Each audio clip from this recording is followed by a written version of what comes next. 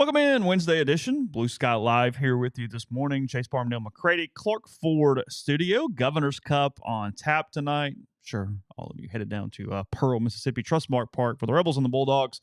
Little game time channel switch on that. It was originally set for 6 o'clock on ESPNU. That is no longer the case. It is now 6:30 on ESPN2. So it has been elevated, pushed back 30 minutes there. Trustmark Park in the annual event that in the Governor's Cup form has been going on since 2007. The Mayor's Trophy a good while prior to that as well.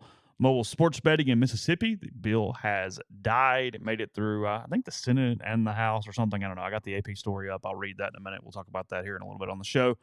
Also, you've got the NCAA Selection Committee in baseball cracking down on canceling RPI games. They came out with a memo yesterday about that. Ole Miss obviously took advantage of that 2 years ago. A&M did as well. Speaking of A&M, Jim Schlossnagle stirring folks up with nothing at all specific yesterday. So that and more coming up on today's show. Someone cheated something somewhere. That was basically what happened by citing numbers that don't exist. So yeah, I don't know. I spent like 5 minutes down the rabbit hole and then went, what am I doing? Just stop. And I quit at that point. So yeah. All right, Blue Sky locations all throughout Mississippi, up and down I-55, North Mississippi as well. Got the great new one down in Macomb.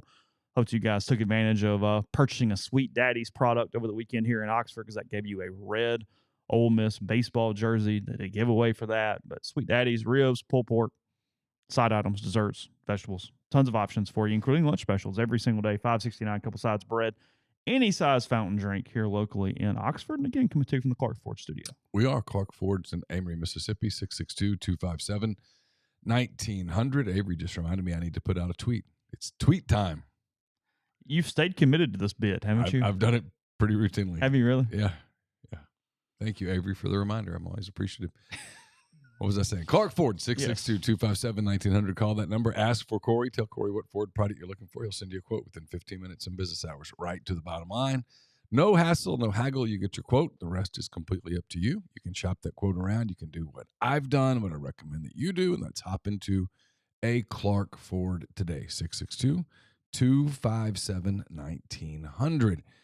Guests join on the Campbell Clinic hotline. The Campbell Clinic is in Oxford now, 2608 South Lamar Boulevard, Suite 102, just across the street from the cottages at Hooper Hollow. The Campbell Clinic provides full-service orthopedic care, everything from sports medicine to foot and ankle surgery, spine, total joint care, pediatric orthopedics, physical therapy, and more. To book an appointment, go to campbellclinicoxford.com or call 901-759-3111. Walk-ins always welcome at the Campbell Clinic. Monday through Friday, 7:30 a.m. to 4 p.m. So again, Governor's Cup to tonight. You got anything before I just start going? You good? Any burning topics that are on your mind this morning? It was a really good night in the NBA last night. Okay. Let's see. It was. I'll get to that later. Got the pool cleaned a little bit. Did you? Pool's starting. Is it ready to go? It's ready to go. I think the question now is just how much cold can you endure? What's the answer? I don't know. You're not quite ready yet? I mean, if I were like 14, I think I'd just jump right in, but I'm not. But it looks good. Well, that's half the battle. Oh, it's more than half.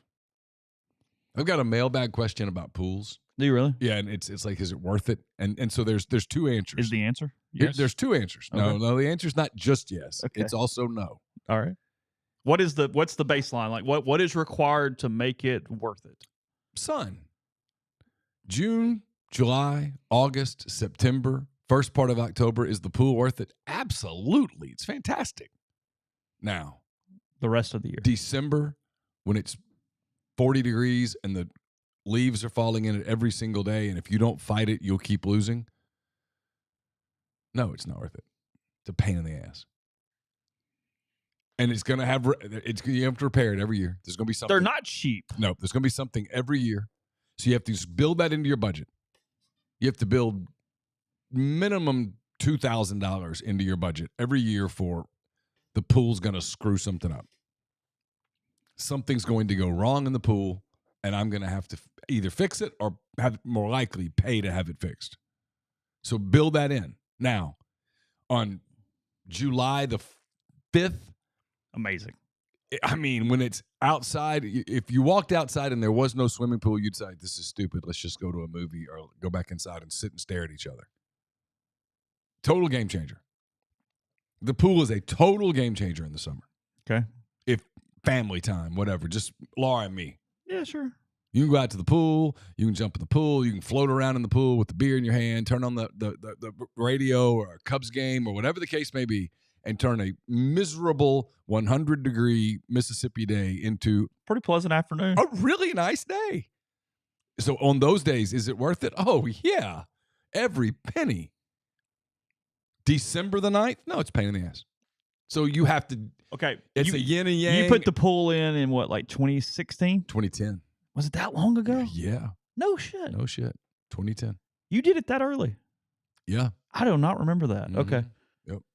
Never mind. All right. Because we spent a year trying to figure out how to put it in the back. Oh, you did? And that was going to cost $80 gazillion. Okay. And I was going to have to use a neighbor's driveway. And I was like, I don't want to do that. If they break his drive, it's not worth it. And we just about given up. And I was in an airport somewhere. And the thought hit me, what if we put it on the side? And he came and looked at it, and he's like, yeah, you could do that. And we didn't. I was like, do it. It's not noticeable from the road at all. No. No one looks would ever. fine. Curb appeal is not affected No one would in ever the know. slightest. No, so we had to just kind of adjust an existing fence. So if you could go back to 2010, Neal, you would do it over again. Yes. But that was where I was getting. But Sorry. I would tell 2010 Neal, hey, look, dude, understand something. There ain't no sense in bitching about the repair cost. It's just part of it. Build it into your budget and shut up. And now I've gotten where I just, like, Laura will be like, oh, I can't believe how much it's costing to fix this. And I'm like, oh, I've been preparing for this. If you didn't have it, and I don't mean like, I don't mean even cost or anything. I'm talking strictly just social wise. Would you use community pools in any instance anywhere? I mean, yeah, we did. Okay. Yeah, I'm just. Yeah, it was fine. Okay. But there's a difference in having to load up there's your a huge car. difference. We have one in our neighborhood, and it's literally 200 yards from my front door. It's fine. Like, yeah, cool. Whatever. Kid can walk by herself. Sure. Have at it. I mean, obviously, like, going to the country club's a different deal because, like, you got to go over there and, like, move and stuff like that. Yeah. But I don't know that I would ever think the cost would be worth it to me as long as I have some other option that's fine. But I do get the absolute added benefit of it being at your house in all ways. Privacy, the whole deal. Like, Yeah, I get it. I'm not like, it's just the act of going, yeah, I'm going to spend that to put that in. And mentally. Sure. 100%. I don't know. Like, can't quite get there in my head. Like on the days when I'll get up in the morning and go run in the summer, it's still brutally hot. The humidity, and you just jump on in. Just jump in the pool. Grab a Gatorade, jump in the pool. I mean, that's awesome. So it's like everything else probably in life, really. Pros and cons. Sure. You weigh it. Every decision there is. I mean, are there days when you're like, this was stupid? Yeah, of course. We make a lot more decisions than we realize every single day. Of course. Every 5 seconds, you're making some decision. It's like, would you do it again? Yeah, I think so. Blake says South End Zone Club tickets going up $350 plus a $50 donation. They're going to sell out, though. This will be the first sellout for Ole Miss football since 2016. Because, you get the sellout the year after the big season. So I sincerely hope for all of our sanities this season goes better than 2016 when it comes to the last sellout. That was not a fun season. They don't open with Florida State this time. That'll help. They were up at halftime. They were. Up at halftime against Alabama. Yeah. Even after Alabama's comeback, the ball was sitting on the ground for like 3 seconds, and no one from Ole Miss jumped on it. It was. I remember staring right at it. We literally were looking at the ball on the ground. At it. I went, he fumbled. And we're just staring at it. I think at that moment, you and I were the only people in the stadium that realized that the ball had been fumbled. Yeah. It was like a car wreck where it feels like it's 8 minutes with the ball just sitting there. I'm like, no one's on the ball. It's just on the ground. I mean, it felt like there were 3 seconds where people just sort of stood and looked at each other. And I was like, it's right there. The ball. I mean, The official didn't blow a whistle either. To their credit, they knew. They did. They sat there and watched it. I guess they knew. They and the two of us knew that the ball had been fumbled. The other 22 players, I'm not sure. Literally, I'm not positive that they knew. In fact, I know for a fact there were several that did not realize the ball had been fumbled. Thought the play was over. Fundamental rule. It's not over till the whistle blows. Yes. And the whistle had not blown. So, yes, I do expect Ole Miss to sell out season tickets. It looks like they're well on their way to doing that from a football standpoint. You know, whoever got Lane Kiffin hired at Ole Miss, it's worked out. I bet he wasn't a Missouri grad. Yeah, and I was waiting. I knew it. It was just going to be over under minutes into it when a personal reference is made. 27 seconds, give or take. Something like that. 27 seconds. I'm fishing right now. Hold on. Shh. Don't disturb the fish. Nope. Tranquility was the word yesterday.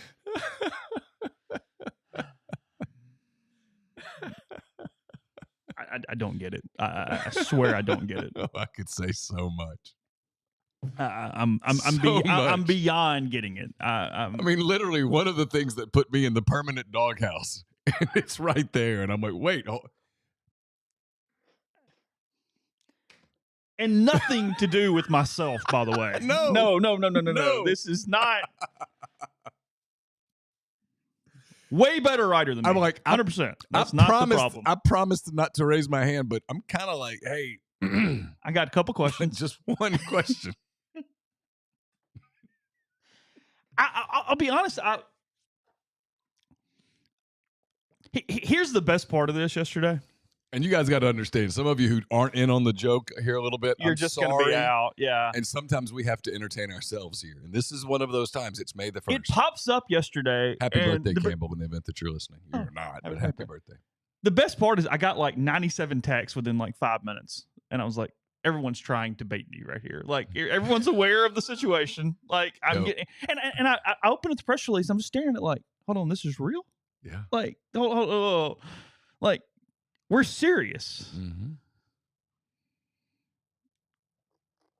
Okay. It's interesting. It's interesting selection. It's just weird. Yeah. It's the word. It's weird. Yeah. I've told you so many times, I'm convinced. It's the reason we call it what we call it every Thursday night. Yeah. That sometimes there's just not a person there's not a person that's ever like, okay, your job is simply to don't be emotionally invested in what we're doing, because we're all emotionally invested. So you can't be. And just raise your hand. You raise your hand and go, hey, guys, ladies, you need to think about this. Just insert common sense and logic into something. And then if you want to continue forward, fine. But just, hey, there will be a reaction among some that is this, and this is why. Off many of your own constituents and alumni. Like, that's the thing. Again, phenomenal writer. Phenomenal. Oh. One of the best in the country. Oh, the Caitlin Clark story? Storytelling, A+. The Caitlin Clark embedded with 100% was phenomenal. I mean, it was great. I told him that to his face. Yeah. It was amazing journalism. It was. It was excellent. I can name 10 stories off the top of my head that have been phenomenal. 100%. That's not the point. 100%. But that's not it. That's not the point. Yeah, no. No, credentials are not suspect at all. No one's questioning. Phenomenal. No one's questioning talent. No. But I do have questions. It's weird. It's really weird. And I'm not even a Mississippian, and I have questions. That's my point. If I were one, I would have some real questions. I guess I'm kind of an honorary one. My children consider themselves Mississippians because they've basically been here their entire lives. That's true. Thank you all for listening after Lane was hired. People in the stream. Well, I mean, there's a lot of valid proof to that. Not even a theory at this point. No. pretty clear, actually, path through that 36, 48-hour period. There was some causation. Some cause that. That's a good word. That's causation. Thank you. Yeah. They don't pass out those master's degrees, man. You got to earn them. What's that in communications? Yeah. I joke about it. Mm-hmm. There were some really hard classes. Were there? Yeah. No, there were some classes that weren't hard. But there were some. There were a handful that were you had to study. Research is hard. No internet. Ain't gonna lie. Go to the library and get the book out. That research class was hard. And then the thesis took work. It's one of the things with... There was work. I mean, I joke about it. It was not... What percentage of people under 30 in their lives will go to a library and pick a book off the shelf? Now? Yeah. Oh, probably really small. If you didn't do it in elementary school. Because, I mean, like, Carly Ann goes to the library every Monday, so she does. But outside of that, I forget about it. And I'm 40. Carly Ann will never pick up a newspaper. Is that right? Has she ever picked up a newspaper? I mean, I can't say she hasn't picked one up. Does the Daily Mississippian still print a daily newspaper? It's not daily, but yes, there is a paper. Okay. But I don't think it's daily. If I'm wrong, correct me, but I don't think so. Yeah. I saw it the other day when I was somewhere.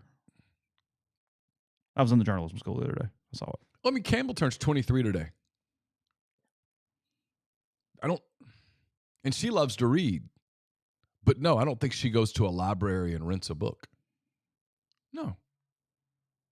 Because a lot of people even use the audiobook functions off the library system, but you're using like the app thing to get them in. You're not like going and pulling and grabbing and I don't miss, that's what's interesting. I don't miss books that much. Like I read on my Kindle, listen, like it's not books. I miss the hell out of a newspaper to like pick up a paper and read it. 100%. And I know I'm an old soul. I get it, all that kind of stuff. But I do. I really, really miss it. Like if I don't like that we're in an era where even if I'm 10 years older, I mean, you would, as an adult, hey, I'm going to subscribe to these couple papers and get them out with my coffee in the morning and do that. Like I beginning of my career was in newspapers and like I miss it. Like it's sure. a lot. Most fun I ever had. Because it's loved it. In fact, I mean, it was the whole deadline thing and all that stuff was a rush. Yeah, magazines are definitely dead. That is what it is. But I can't even remember the last time I picked one up. I get Golf Digest because it like came with something. Yeah. But a lot of times it's like, hey, you want this or throw it away? Yeah, I'm good. I think Golf Digest and GQ comes in maybe because I like bought something somewhere that had it attached. But I can't say I pick it up and go, okay, here's my Thursday night. Let's flip through that bad boy. Even like catalogs.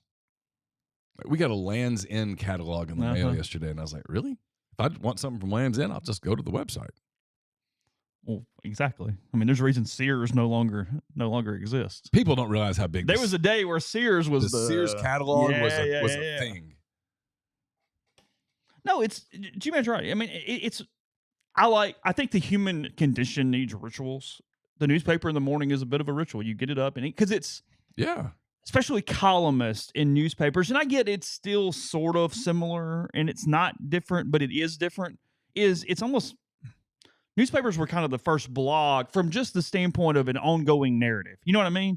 You pick it up one day and you're continuing. It's just we're reading the same things and the same deals, and it just doesn't. It doesn't hit the same when you're online and there's so much stuff that you're not focused. It's, hey, I'm going to read it and I'm going to see back when I was at home, we got the Daily Journal. I'm going to see what Greg Ellis said about the Rebels today. And I'm going to do this and I'm going to do like.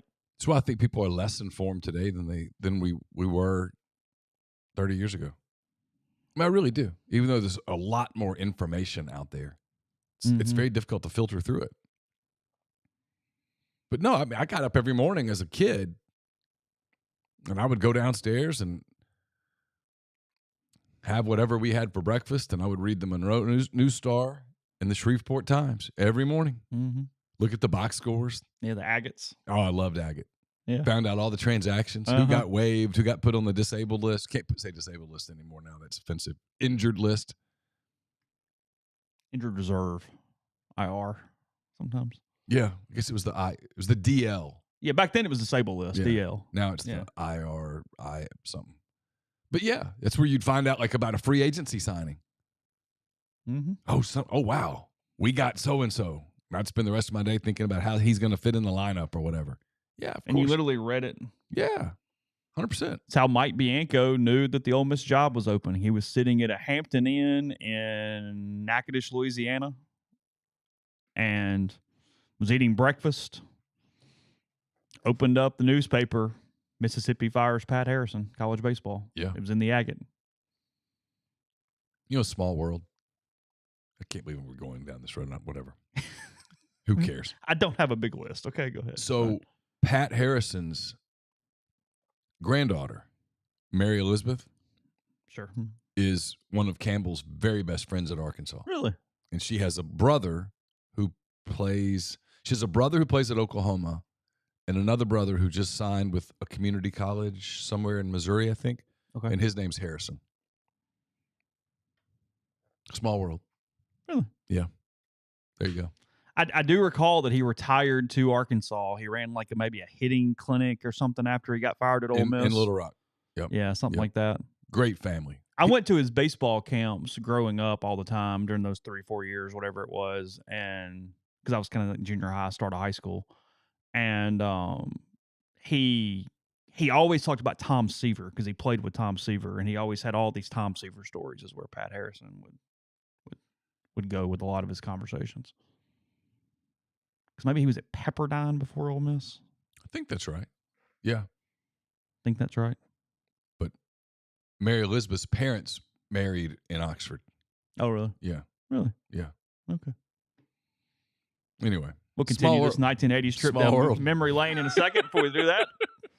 That's brought to you by the Sears catalog. No, just so you guys know, this was one of those days that he walked in the room and I said, what the hell are we talking about today? And here we are. Yeah, it's always something. We'll figure it out. Prime Shrimp, primeshrimp.com. A lot of different flavors available for you. Everything from their most recent options. That's the soy ginger. They got their best sellers, the signature, and the New Orleans style barbecue. Something for everybody. Find the flavor that fits you best. Remember, fewer than 10 minutes, freezer to plate with Prime Shrimp. It's great for lunches. It's great for quick protein snacks or dinner. A lot of kids stuff got going on. Wayne's got a field trip today. You're not necessarily always around, so let them take care of dinner for you. That's Prime Shrimp. Again, we're going to make it a little cheaper for you as well. Buy 5 pouches or more, you get 25% off with code RG. So again, that's use code RG with primeshrimp.com. Are you retiring soon? How long should you wait to take Social Security? What accounts should you pull from first? Are you already retired? Should you consider Roth conversions? These are some of the questions that can only be answered with the personalized retirement income plan. Andrew Sego with Sego Wealth Management specializes in helping folks just like you come up with their retirement game plan. Whether you meet at his office in Collierville or prefer Zoom from anywhere, schedule a free discovery meeting. See what they can do for you. It's rebelsretire.com. We'll have a Thursday night show. Josh Hendrickson will be in studio. It'll be a crossover Josh Hendrickson show, and also Hand Raise Guys, which is brought to you by Comer Heating and Air, Southern Air Conditioning and Heating, different names. Same great products and services. If you live in Oxford, Batesville, Tupelo, or the surrounding area, call Comer, 662-801-1777. If you live in Hernando, Memphis, or the surrounding area, call Southern, 662-429-4429. The College Corner, I got 2 weeks left. If you're at the College Corner Oxford location in the Oxford Commons, just off Sisk Avenue, stop in, make a purchase, and leave a tip. The tip's going to go to the Grove Collective. It's also going to get you registered for a Grove Collective Lane Kiffin signed football. So more than 4,000 square feet at that location. Plenty of parking available to have you in and out, ready for Swayze or wherever you're headed in no time. Also 2 locations in the Jackson area. And, of course, at collegecornerstore.com. And we're brought to you by Argent Wealth. Call Argent Wealth's 401k advisory services team today. They'll conduct a complimentary, no-obligation benchmarking and analysis of your current 401k plan. Mention that you heard about Argent Wealth on the Oxford Exxon podcast, Blue Sky Live. You'll receive 10% off your first year's fees. And we're brought to you by John Edwards, Regency Travel Incorporated in Memphis. All you got to do with John is get in touch with him, give him some parameters, give him a budget on the trip that you're thinking about. You're wanting to create a lifetime of unique memories, and he will give you options that you're not going to find on your own. Get in touch with him by calling him at 901-494-3387 or send him an email, jedwards@regencytravel.net. What's the last newspaper you read?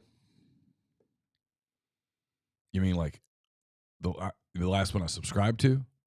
Yeah, that wasn't in a hotel. I guess when I worked in Mobile, we got the Mobile Register. Okay, yeah. Did you read your own work? Sometimes. Did you? Sure. Make sure it's laid out. I mean, I would wake up nervously with headlines. Because you never know. Well, because I covered people that were very sensitive about headlines.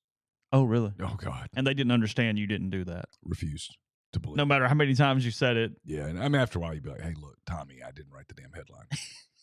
Oh, he was worried about that? Oh, God. Really? Oh, he'd jump you about a headline. Why? Well, because I guess in fairness to him, there are a lot of people that only read the headlines. But he doesn't call the newspaper and bitch at them. No, but it's that, well, you're there. It's your byline. Yeah, but I didn't write that headline. I didn't even know the headline till you did, Yeah, Tommy. and there were sometimes I saw the headline. I'm like, oh, shit. That was bad. Because you have non-sports people writing the headlines. Sometimes. Or sometimes they just screw you. Or sometimes people that were just having a bad day or maybe had an agenda. Oh. Sure. Oh, the Alabama-Auburn thing's a real thing. Oh, you think Auburn got abused in headlines? Not necessarily. Just sometimes. Whoa, hold on. Really? Oh, sure, sometimes, yeah. There were people on the desk that I think were very pro-Alabama. And you got to remember, I'm on the beat at a time when Alabama's not very good. It wasn't One for the thumb. Wasn't Nick deal. Saban's Alabama. And Auburn was kind of rolling.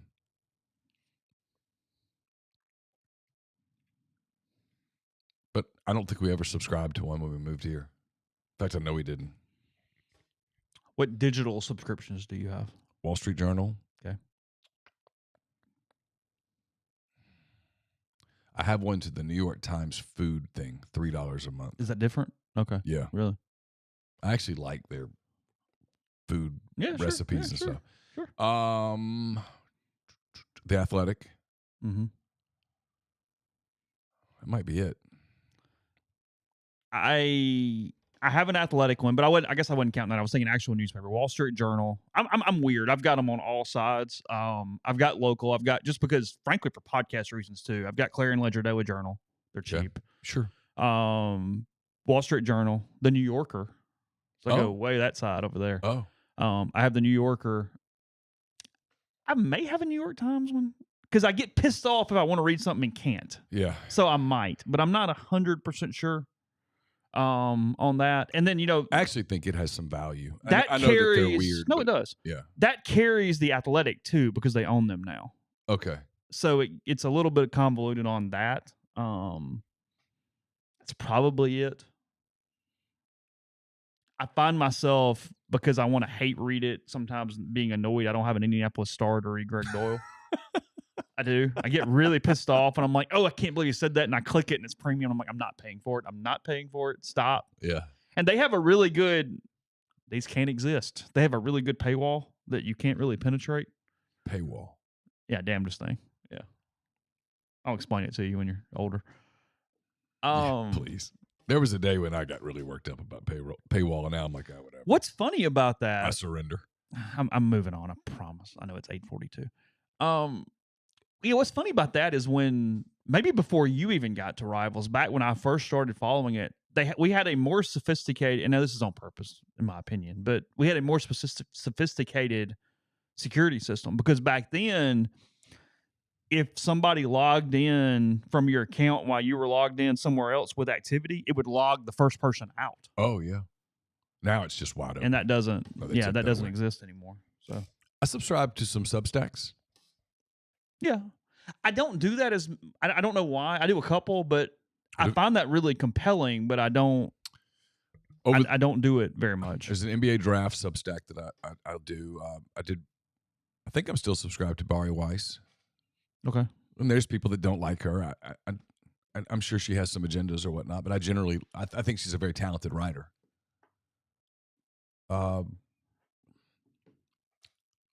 I subscribe to the Dream Team, the Oklahoma City Thunder, OKC Dream Team or whatever, their Patreon, so I can listen to their podcast. I enjoy them. They had a good one yesterday about Kevin Durant. Okay.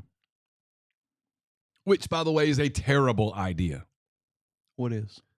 This bring Durant back to Oklahoma City. No, not now. Why? You're going to pay him No. If in 2 years, when his contract's up, he wants to come and sign a minimum deal, go for it. So, speaking of news, reading from the AP here for this story. It's the one that popped up. I'm sure they did a good job with it. Mobile sports betting will remain illegal in Mississippi after legislative negotiators failed to advance a final proposal on Monday. The House and Senate passed versions of the Mississippi Mobile Sports Wagering Act earlier in the state's legislative session. The bill would have allowed Mississippi to join 30 other states where mobile sports betting is legal. Sports wagering has been permitted in the state for years, but online betting has remained illegal and fears the move could harm the bottom line of the state's casinos. To assuage the concerns of casinos and lawmakers who represent areas where gambling is big business, the bill would have required betting companies to contract with brick and mortar establishments. Estimates show Mississippi could bring in over $25 million a year in tax revenue, said a representative from Saucier, the bill's prime sponsor. Legalization would also undercut the influence of illicit offshore sports betting platforms in Mississippi, which leads the nation in illegal online sports betting. Google searches, according to data presented by lawmakers, there is a concern that gambling platforms would have no incentive to partner with smaller casinos, and most of the money would instead flow to the Mississippi Gulf Coast, already bustling casinos. A small group of negotiators had until Monday night to file a final proposal. Deadline passed without a final product for lawmakers to consider. Yeah, look, they did a good job there. That's the crux of it. It's that the way it was going to be structured is DraftKings, FanDuel, all your online betting sites would partner with one casino. Yeah. Obviously, casinos could partner with multiple whatevers. Or I guess the other way around. Every casino could have like one partner for them and whatever. I don't know how it worked. I guess no is the first way. Anyway, point being, in general, you would partner with the more successful, bigger casinos, and it would further drive down profits and revenues from the other casinos and sports books that were not the ones that FanDuel and DraftKings and all these people would pick. That is again, I'm not agreeing with it. That's what happened in this. But the failure here is that you're leaving $25 million on the table. You are. And when people who really, really, really want to sports gamble, they're going to do it anyway. So you're just you're not stopping anyone from it. Well, I guess you are stopping some people, but you know what I mean. Well, you're just making it more difficult, but they're going to do it. Because I'm probably in that group that if it was completely legal where I could just jump on DraftKings, hey, here's $10 on. I'd probably play. Sure. Now, am I going to do anything crazy? No. That's not a thing for me. But look, when you as a legislative body in a state like Mississippi that's not just overrun with money, right? I mean, you got to say $25 million in tax revenue. You're going to leave that on the table? It's a hell of a decision. Yeah, I think that's the list. Somebody asking where can you place bets? Biloxi, Natchez, Vicksburg, Tunica, Philadelphia, off the top of my head are the locations. I think that's right. Okay. I could be missing one, but that, give or take. I mean, I might be showing my age here, but are people going to these casinos the way that they used to? Not the way they used to. I mean, there was a time when Tunica was bustling, and it doesn't ever. Every time I pass by it doesn't appear to be bustling. No, anymore. It's not. It's definitely gone down. I think Philadelphia's been okay. Somebody have to answer that. Coast is doing well. Yeah, the Coast is doing well, but because the Coast is doing pretty well in general. So if you let DraftKings and such partner with the Coast, that would mean money for the rest of the state. Yeah, still be tax revenue. Yeah, of course. Yeah, it's my point. I don't. Some of the rules and laws, it's like I still to this day doesn't even matter that much to me. But like the inability to join a wine club, no, that stuff drives me nutty. Because I don't understand. And so I go, well, it's the package store lobby. There wouldn't be enough of it to affect. Of course that's what bugs me about it. Is your bottom line would fall 0.25%, if that. Like it just frankly, it'd go, hey, that was really good. Now you go to them and go, hey, can I get this? Precisely. That's actually what would happen. 1,000%. I'd get this bottle from this wine club and I'd go down to Dan or whoever and go, hey, I'm looking for, can you help me? Yeah. Does ABC allow you to get this? I mean, truth is, like in town, there's like 3 package stores that I go to. And if I would go, hey, yeah, how do we do this? Have you guys seen this one? This one was really good. I liked it or whatever. Or, but it's so silly that you can't do stuff like that. Just silly. And I'll never understand, like, what's the motivation to maintain that ban? Where does that come from? What is that about? And I realize it's just corruption, but. And I'm frustrated by this one, by the mobile sports betting dying, because you have Mississippians who literally just drive to the Tennessee line, place their bets, and drive back. Tyler does it all the time. Yeah, just cross the line and then head on back. And in 2024, the functionality of that is driving me insane. Me too. Like, that's what gets me. Now, I will do this. I'll jump on my old man yelling at Cloud High Horse for a minute. Okay. All that I get completely. I think this is a different spec. I do really worry, and I mean this sincerely, about the gambling overall economy that we have going publicly on TV, that lines are everywhere. Like, in a way, I get it and it's fun and whatever, but gambling is a really dangerous lifestyle thing, especially for young people. Oh, yeah. That don't have disposable income, that don't know how to manage it, that have addictions and vices and all these things. And we are now throwing it down your throat in every place when you're simply watching pregame shows and on the screen during games. Like I said, I get it in general. Oh, and I think society-wise, it is a major issue, a major negative, and we are going to reap consequences of that. I completely agree. As the father of a young son, and I hear him and his group talk. And I'm typically about personal responsibility and going, hey, look, it's not my fault if you screw up. But here, I think we're forcing it on them in a way that is it just makes no sense. 1,000,000%. 1,000,000%. I typically don't go this direction. No. But on this one, I do. No, and you're right. And there will be people that yell at you and go, oh, you're being an old man. No, I'm not. Again, Carson's 17. So sometimes I get to be around him and some of his buddies, and they talk about it like it's play money. Yeah, and it's like, dude, y'all, you don't need to be, hey, I bet $10 on this, and I bet, okay, but it's why there's not a college football coach or a college basketball coach in America who's not terrified of it. Kid gets in trouble, gets compromised. There's a way out. Sure. Look, it hit us a little bit in college because we were in college during the poker boom. Spent some money on poker I shouldn't have spent. Yeah. I mean, Moneymaker won the thing when I was in college. The online poker. Well, or even going to casinos. Yeah, just in general, because it was on TV all the time. I mean, when I'm in college was right in the heyday of the World Series of Poker is suddenly on, and you're following it, and you're doing strategy, and you're reading Doyle Brunson books, and you're going to the casino, and you're playing 3-6 limit hold'em at 1:00 in the morning, and all this stuff. Like it's. I grew up in a better time. I did. I looked at the Sears catalog so that I could look at Cheryl Teague's breasts. They were covered, by the way, but there was just enough for the imagination. You weren't going to casino at 1 a.m. wearing sunglasses because Chris Moneymaker did it on TV. Bob Uecker and Burt Jones and Mean Joe Green, and then maybe sold some Miller Lite. Tastes great, less filling. Tastes great, less filling. That's about the extent of it. No, there was no gambling. Gambling was like a Las Vegas thing. And Las Vegas was this, place out in the. I mean, no, it was. I grew up. There was a large subsect of college kids when I was in school that could have named. I want to be accurate without being hyperbolic. 40 professional poker players. Oh wow, really? Oh yeah, because I can still run them most of them off in my head. Yeah, you knew exactly who the hell Phil Ivey and Phil Hellmuth and all like yeah. We're running.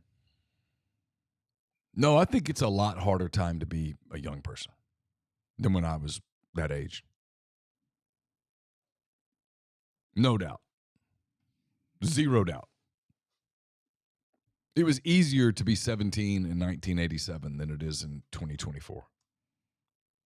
And you think 2000 or 2001 was easier than, I mean, more difficult and then easier. Yeah. It's consistently gotten more Harder. complicated. Yeah. I mean, think about the temptation that's on a phone. This thing is powerful for a 17-year-old kid and how that could warp your sense of reality. I mean, you want to do the deep dive, but we don't have time for it today. But I mean, think about it. Oh, because I think about it all the time, like with him. Yeah. And you see it. No, the phone's changed everything. Everything. I told you, I had a pager when I was 15. Not for long. I mean, it was like a gimmick, but Yeah. I did. I didn't have a phone. Yeah. Then when I had a phone, hey, can you call me back after 9 when it's free? We had the free nights and weekends thing. So you literally would get off the phone and go, hey, it's like 8:51. Can you just give me a call back in like 9 minutes? Nobody gets that anymore. Like, at all. I mean, it's... So, no, I'm on both sides. Sports betting, mobile sports betting, it should be legal. We should be able to order wine and liquor and get it delivered to our houses. But we are inundating society in ways that, I mean, there is a certain social responsibility that goes beyond simply people just make good decisions. I mean, there's a reason we do have some decorum in places and things, or at least we should or are supposed to. We did. Okay. Yeah. I don't know how much decorum's out there. Well, I mean, I was telling somebody earlier today, I mean, it's even just personal space. Nobody respects people's personal space as well anymore. What do you mean? Anything. I mean, like, I would assume, I bet in office cultures, people just walk into people's closed door offices or knock or do things like they're whatever. I bet there's a lot of that. I mean, it'd be sitting places and it's not a big deal. It's whatever. But like, because of the sun in the press box, I keep my phone down because it will overheat it or whatever. Sure. And like, is this a big deal? No. But I've had a lot of people like pick up my phone to see what time it is and turn it over. And it's like, really? It's like, oh no. Like, okay, but like, no. Like, I'm like, no. That's weird. Yeah. So. Wow, that's really weird. Mm-hmm. Yeah, I didn't know I was going to be the 82-year-old today, but that's... I don't know. You can learn a lot from some 82-year-olds. Oh, no. I mean, my parents are 82. Sometimes I listen to them talking. I'm like, all right. Hard to argue. Now, there's some 82-year-olds. One in particular. There was a segue there. Just, hey, student debt for art schools forgiven. Okay, that makes sense. I do not have any info on the old man sitting in the press box. Somebody told me that he might have been an assistant coach here back in the day. I don't know if that's true or not. No clue. Oh wow! It still doesn't allow him into the space. Sorry, but I mean. Sometimes people get stuck in a certain chapter of their lives. Well, but it's not, I don't know. I mean, it does happen. I don't think it's the guy that would come to the press conferences and try to ask questions occasionally for a while. Oh, I remember that. Remember that guy? Yeah. I don't think that's him. Kevin said, new guy at work's already wearing out the carpet between our offices, and I'm ready to put a sign on my door. Fully embracing the like little things that you turn that like on my door going, I'm in a meeting, leave me alone. Almost like a hotel. Yeah. Like, hey, no, quit. 100%.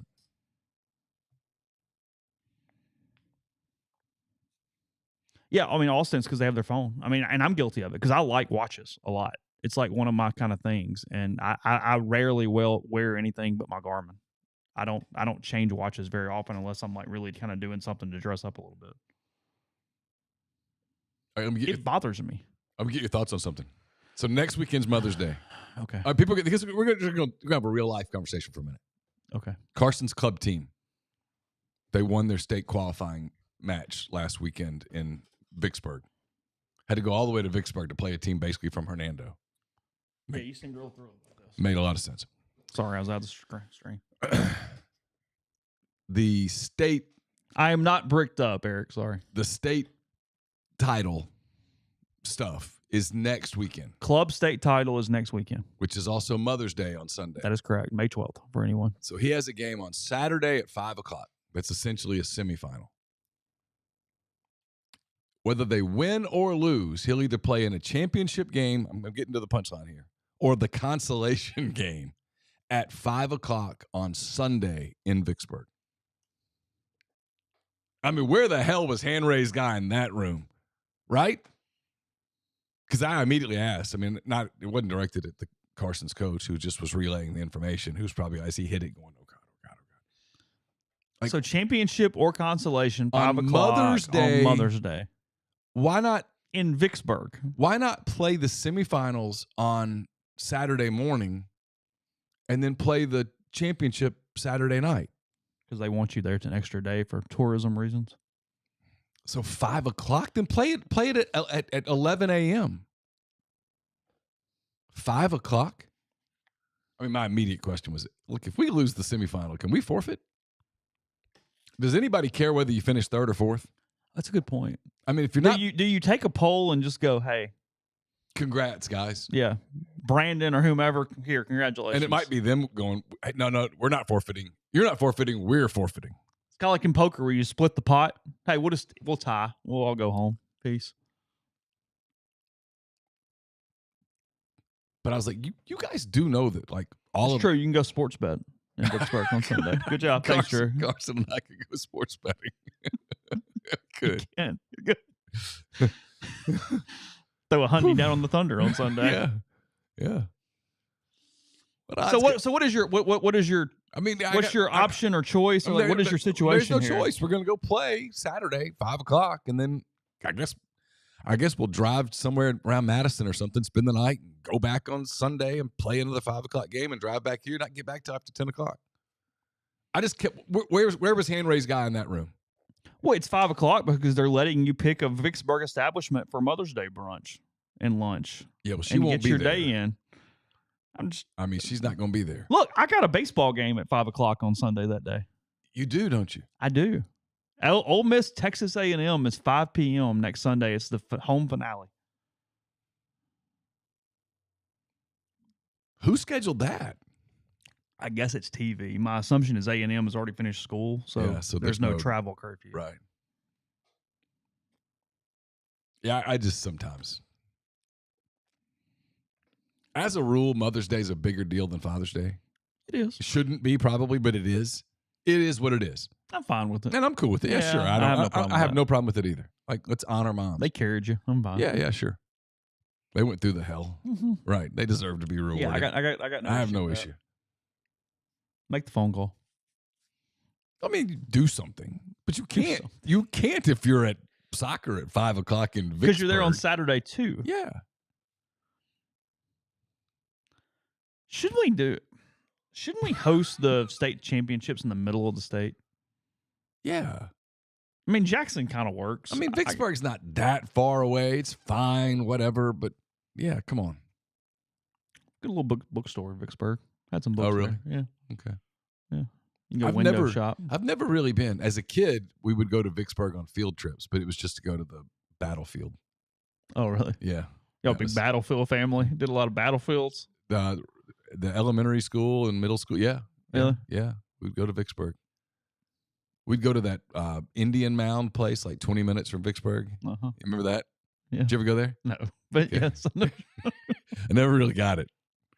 Never really understood the significance of it. And then we'd go to Vicksburg. Yeah, the league has curfews on Sundays. Like I said, number one, ESPN can do whatever the hell they want to. Let's start there. And then number two, I'm pretty sure it's just because A&M doesn't have anything the next day and it doesn't matter. That's my guess, is they finish. Well, A&M would probably go straight to Hoover. There's another week. Oh, that's right. Why do I keep doing that? You've done that for a week now. I'm sorry. That's fine. It's like that day that you think all day long it's Tuesday when really it was still Monday, and you're so frustrated. I wrote Tuesday podcast on the board first today, and then I had to go back and fix it. So, all right, I do have a couple sports topics. We'll get to those in a second. I mean, whatever. It's Wednesday, May 1st. That's where we are right now with a baseball team that's 7-14 in the SEC. So, I mean, it is what it is. This is what not you our get today. fault.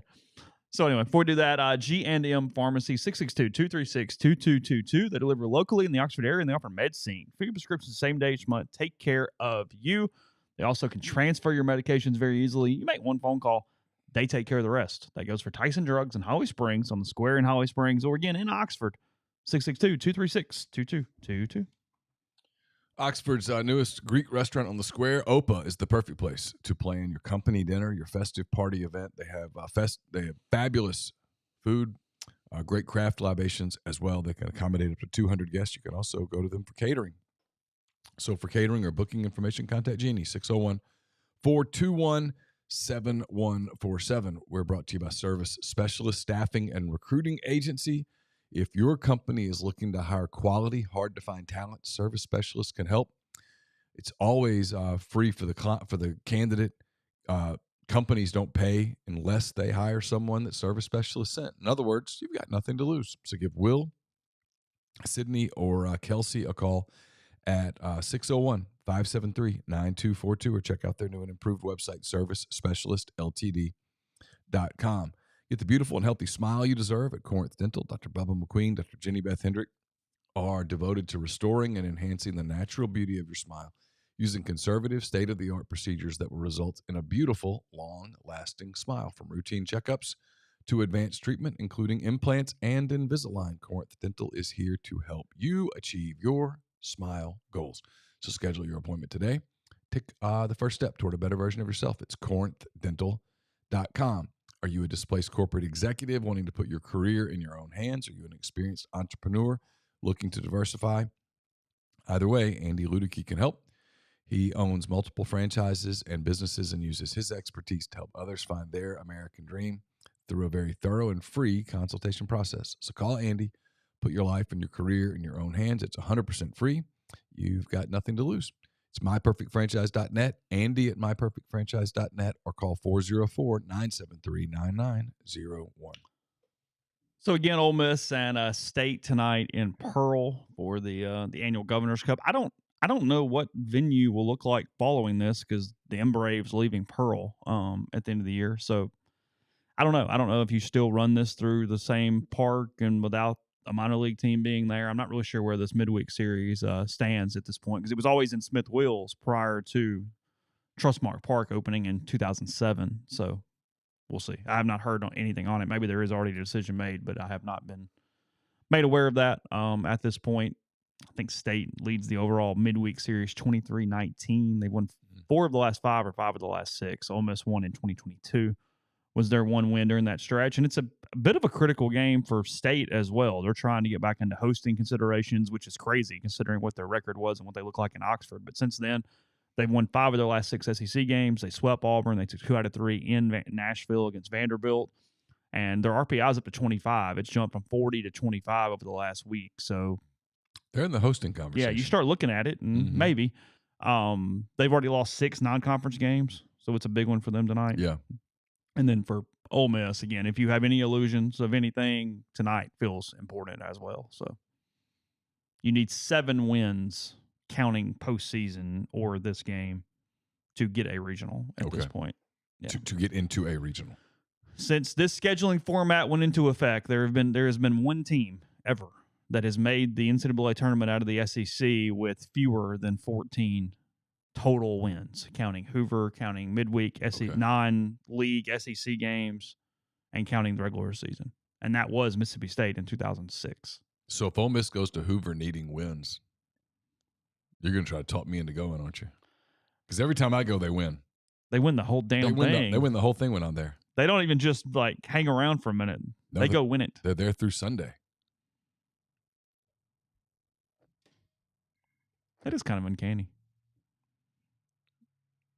I mean, as long as there's no money out of my pocket, I'll go. I like the event. I got kind of pissed at you that year. Then I got over it. I told you they were just going to try to throw it. They'll be home by Thursday. You're like, you'll be home Thursday. And they lost the first game, and they were on their way to losing the second game. I was like, some bitch, he's right. And then they won. I was like, I didn't pack for this. Then they won, and I was like, well. Then they won again. To hell with it. Yeah. Then I broke a story, and the person told me that I was not right. I was right. Chancellor. That was Saturday. Was that Saturday? That was Saturday. Who were they playing that day? A&M. Were they? Mm-hmm. It was a good game. I Was do remember it being a really good, entertaining game, and I was doing the Chancellor thing at the same time. Uh-huh. And then right as I left, we wrote it. Was that 2018 or 19? I don't know. Okay. I think it was 18. Maybe so. Okay. Anyway, it's fine. And yeah, so sent me a very strong email that I was incorrect. Very strong email. Very strong. I still have it somewhere. That was the PR person. Yeah, and she was just doing her job. Yeah, you weren't actually frustrated with her. No. Then they played on Sunday. It was like LSU? Yeah, LSU. Was that right? Yeah, and Ole Miss just smoked them. Yeah, it was a blowout. Which was good. I got out because it was the next year. Oh, you know what happened when I left? I left the stadium. It had been a beautiful day, and as I'm leaving the stadium, the storm of all storms blew through there. I was soaking wet by the time I got to my car. I was like, "This is typical." What a week! The next year they made the final, and Vanderbilt came way back. It was a high-scoring game and like beat them. Oh yeah. Ole Miss was up like 6 runs in the 8th or something and lost or whatever. That's one of those tournaments that once you run out of the pitching, it's just you're out. Yeah, both teams are going, hey, we just got to get through this game somehow. Yeah. Like, whatever. We'd all like the pyramid, sure. Yeah, but the LSU game, if I recall correctly, that was – is that still Maneri? Yeah, he was still there. Yeah, that was Maneri. And he waved the white flag. He's like, look, we would have loved to have won. You're going to win. We don't have we have no pitching left. Yeah. F it. Yeah. Have at it. Yeah. You're playing next week. We're playing next week. It was almost like there was a message that was sent because I do remember the last like 2 or 3 innings of that game going fast. Never going to just throw the ball across the middle. Swing. Damn it. Let's go.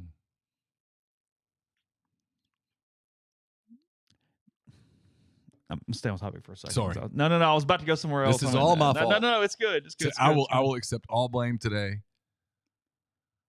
So real quick, this RPI thing, it has no relevance on much of anything, but it's annoying, so that's why I'm reading it. The Coastal Carolina Athletic Director is who's the committee chairman this year for the NCAA Baseball Selection Committee. Okay. And they sent a memo to every head baseball coach in the country warning them against the practice of canceling a non-conference games for reasons other than inclement weather. They said, on behalf of the committee, I want to let you know that we are concerned with the practice of canceling regular season games for reason other than inclement weather. It is not the intent or the spirit of the game to adjust scheduled games in an attempt to strategically impact selection data or metrics. As you are aware, when selecting teams for the championship, the committee weighs all the available data. Yeah, right. Mm-hmm. And complete body of work. The committee has kept and will continue to keep a watchful eye on team schedules and any known reasons for any cancellation. During this committee's subjective evaluation of teams, games canceled to avoid the impact of mathematical metrics will be discussed and could have a negative impact on the evaluation of a team. This is where you just pay someone to, quote, burglarize your stadium and turn on the water. Just turn it on all night.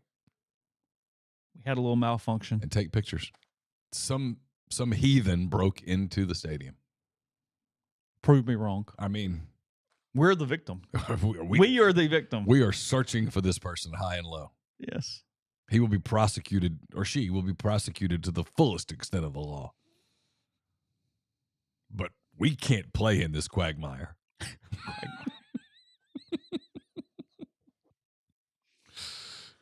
So Schlossnagle involved in both these things this week. You had the Georgia pitcher. No, the light's on. It's just one of the lights isn't working very well. Is what it is, but both lights are on. It's really dull. Yeah. Okay. Christian Maragna, the Georgia pitcher from past weekend, he got the save in one of the games against the Aggies, and it looked like he was doctoring his glove, messing with stuff, putting some sort of substance, it appeared, on things. Schlossnagle in a text to the Associated Press said, certainly appears that way. It's part of the game, but we wish we would have caught it. Kid's a graduate transfer from George Mason. He pitched the last 2 innings of a 5-4 win in College Station, allowed a single to the first batter, and then struck out 6 in a row to end the game for his first save. A 30-second video of him in the bullpen posted by Barstool, Texas A&M, that journalism magnet. There you go. Showed him appearing to work on his glove in a corner. He reached for something near or behind a post, but otherwise the view was largely blocked. Another video taken from the telecast showed him touching the thumb area of his glove with his right fingers between pitches. Georgia declined to comment or make him available. the Southeastern Conference. Decline comment. I feel pretty good here. Yeah. This one's correct. It looked like they were checking a couple Alabama pitchers over the weekend, too, for some kind of substance. Yeah, there was like meetings on the mound. That's all I could come up with what they were doing. You know, it's so unlike baseball players to sort of search for an advantage here and there. This is stunning to me. I am flabbergasted. You don't appear to be overly bothered by this. Chase, how much baseball have you watched? Every day, every game. It always happens. People put stuff somewhere all the time. Pitchers are looking for What's the dude in Major League? Crisco, Barbasol.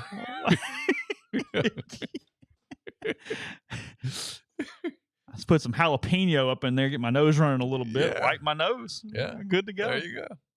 Eddie Harris. Eddie Harris. That's right. Take that, Joe Boo.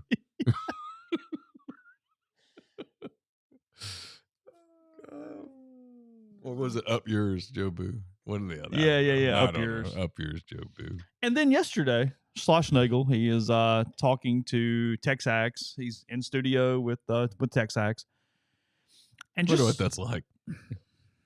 Yeah.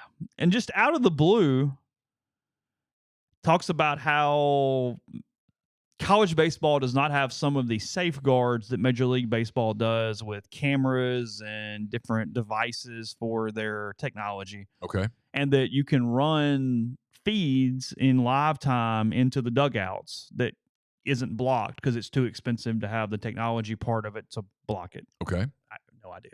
Okay. And then goes on to say that some team in the league, he says, has been busted. He used actually the term that in past tense, a team has been caught. Okay. Running a live feed into a dugout. Now, he was so... A live feed of... That's my point. He was so... He gave no specificity whatsoever to the point that there was even a Mason Show that covers Arkansas for Rivals put this out there. There was even a discussion below it whether he meant his own dugout or another team's dugout. Like, no one knew exactly what the hell he was saying because he didn't say much of anything. Okay. He quoted stats that don't actually exist. He said one team is hitting 306 at home and one team in the same team is hitting 206 on the road. There isn't a team with those splits. Now, there's some close. Okay. All right. If it is true, I've got a couple of teams in my mind. Okay. But essentially that in real time, a team is cheating by seeing something that they wouldn't otherwise be seeing without this. And communicating it to the batter as to what's coming? Yeah, you would have to be, yeah. You'd have to be communicating it somehow. Otherwise, what difference does it make? Because the allegation is that the hitters at home know what's coming, and on the road they don't, and that's why they have the split. Is that correct? That would be the correct. So you'd have to explain to me how that communication is occurring. Like in the Astros scandal, we hear it. We know how it occurred. I'm not saying Schlossnagle's wrong. But he was so... But like if you're going to say someone's been busted, then go ahead and say who it is, Jim. Because if it's out there, if you're going to make the accusation, make the accusation. The Dodgers didn't go, hey, there's this team that's cheating. No, they said the Astros were cheating. They did.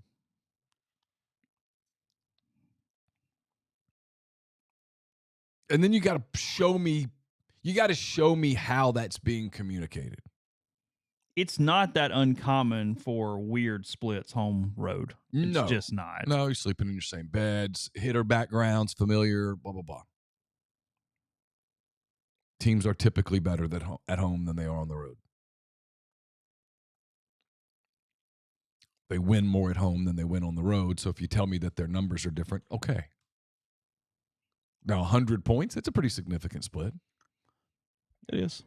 There was a team, I think, hitting 299 and then 209 on splits. And in the SEC, the thing is that sometimes that's schedule impacted, and it's not huge. The sample size is so small. Yeah, so, like if you played on the road at Tennessee and at Kentucky, and at home you played Missouri and Auburn, well, yeah, there's probably going to be some splits, some disparity.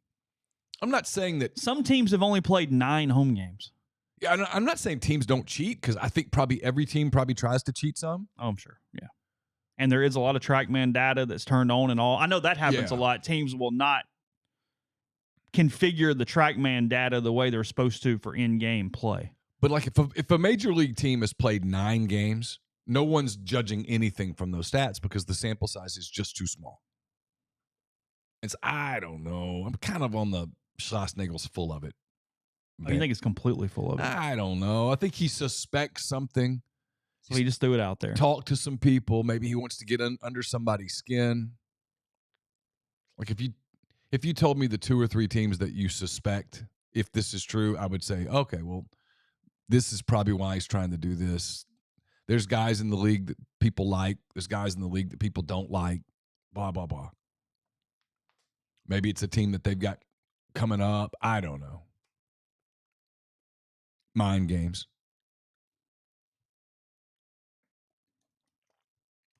And I'm fine with that too. I'm just saying, I don't know. I'm a little skeptical that in the college game, someone's got a live feed of the catcher. Or whatever it is. Well, and here's the problem too, is that a lot of the stuff now is all armband. Yeah.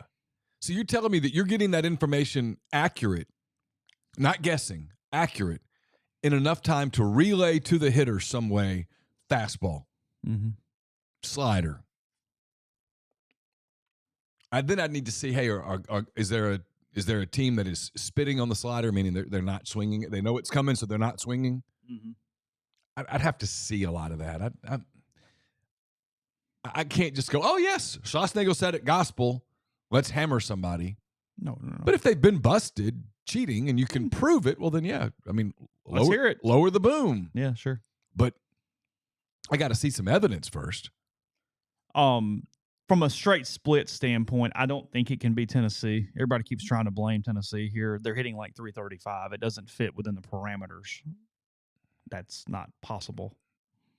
Yeah, I mean, again, I've got a couple teams in my head. That is not one of them, if it is accurate. Yeah. Also, Schloss and Mike are like best friends. It was not Ole Miss. No. He wasn't throwing that out on Ole 5 Miss hadn't hit anywhere. Yeah, so they're not hitting 306 at home. It's very clear Ole Miss doesn't know what's coming. No. So I mean, not to be sarcastic. Yeah, no, I know. Yeah. I mean, 100%. No, you're right. So whatever. I mean, I saw people say Arkansas is one of them because they hit better at home than they hit on the road, but they've played better teams on the road than they've played at home. I'm not saying that I'm not saying they're not cheating. I don't know. I'm not there. But like they've played Missouri at home. They played Ole Miss at home. Mm-hmm. Didn't they play Auburn at home? Played Florida at home. Played Florida at home. I don't know who else.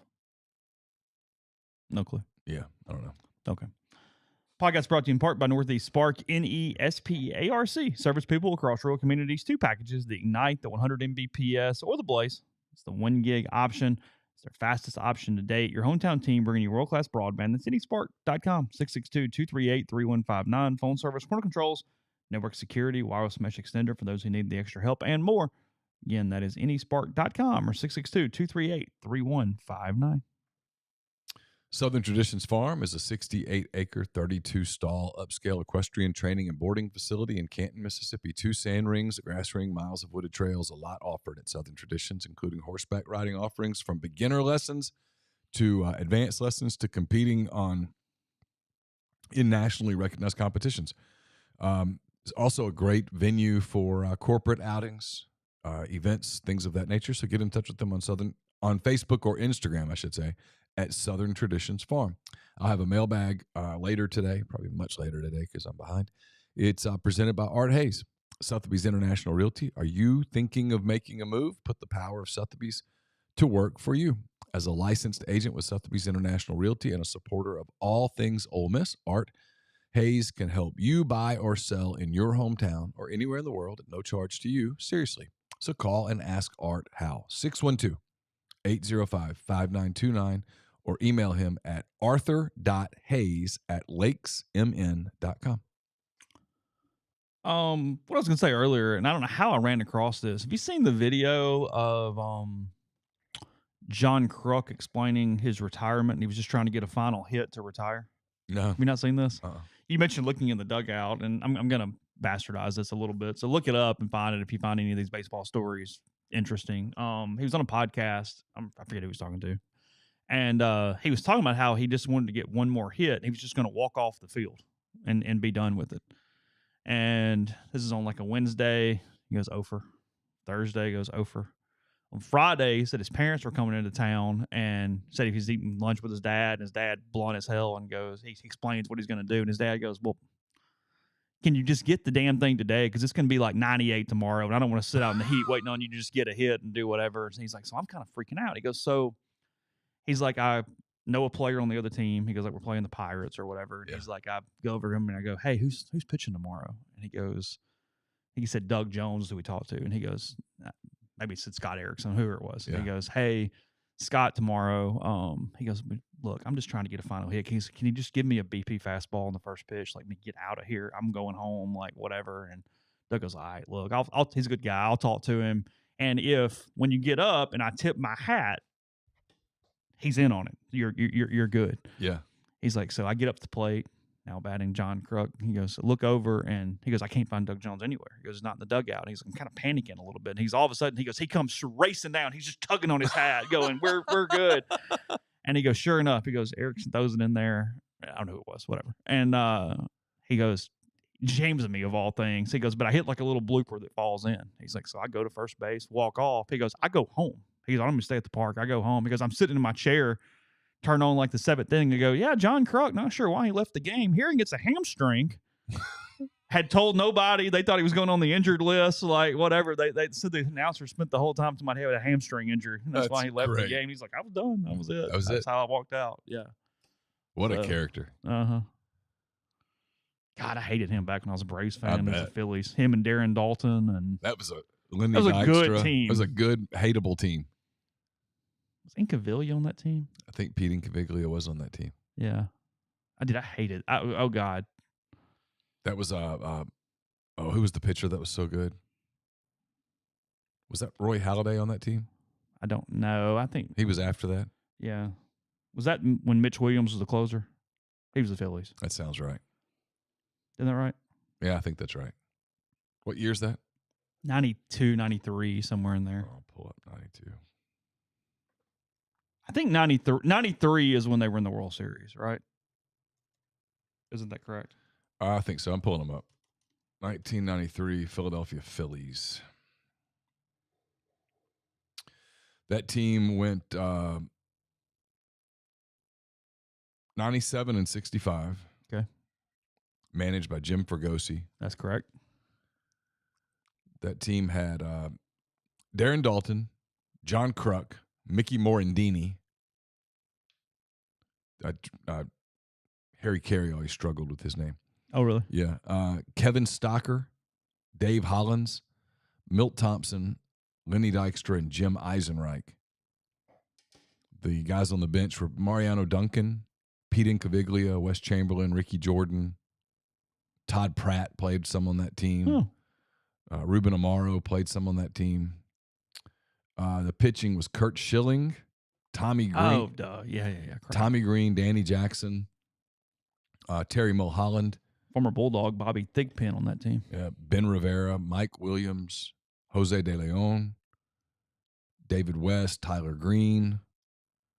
So Kevin Foster pitched on that team some, former Cub. Larry Anderson, Bobby Thigpen, Mitch Williams, Paul Fletcher. That was a good team.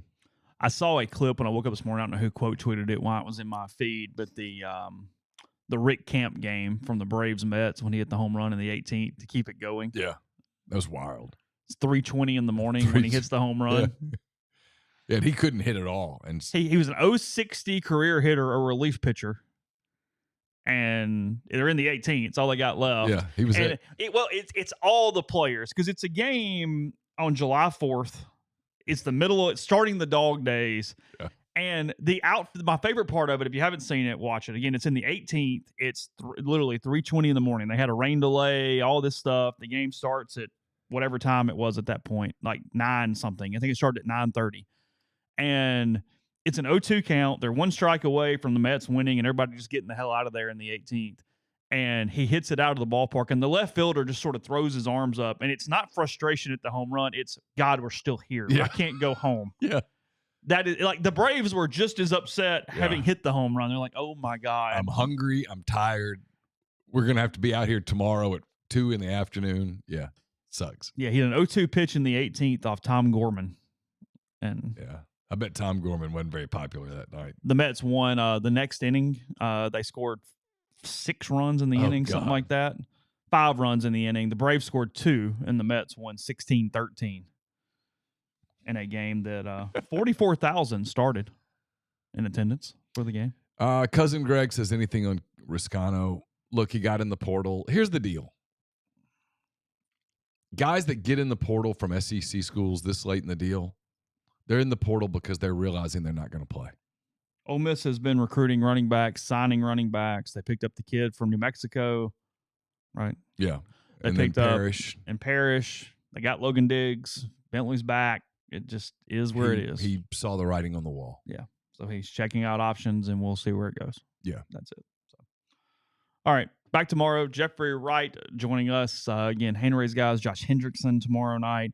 And then Ole Miss tonight in Pearl, Governor's Cup, Ole Miss, Mississippi State, 6:30 ESPN2. Again, remember, channel change, time change for that. Bulldogs, Rebels, 6:30 ESPN2. Take care. Talk to you tomorrow.